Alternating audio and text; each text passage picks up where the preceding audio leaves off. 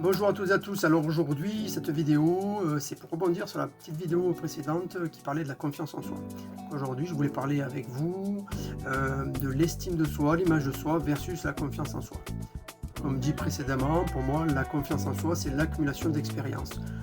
Prise de parole en public, examen scolaire, compétition sportive, première rencontre amicale, amoureuse, etc. etc. Quand nous expérimentons pour la première fois quelque chose, nous avons très souvent ce sentiment, ce manque de confiance en nous, et c'est logique. Et même en ayant acquis de l'expérience avec une même situation, et bien en fonction des résultats obtenus, des ressentis, peur, trac, stress, trou de mémoire, finalement nos objectifs qui ne sont pas atteints suite à cette expérience, et bien nous pouvons considérer que nous manquons. Si nous devons refaire cette expérience, revivre cette expérience, nous pouvons peut-être penser que nous allons manquer de confiance en nous. Est-ce que finalement, il ne s'agirait pas plutôt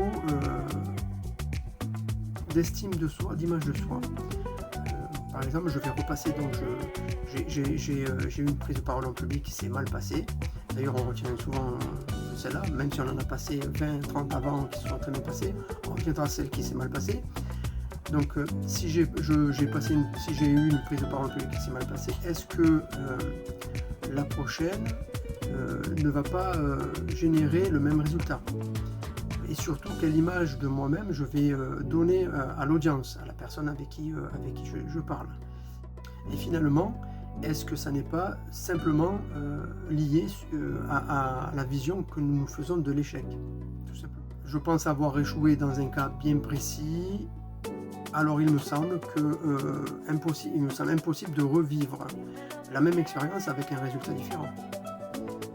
Je ne me vois pas légitime dans le même exercice.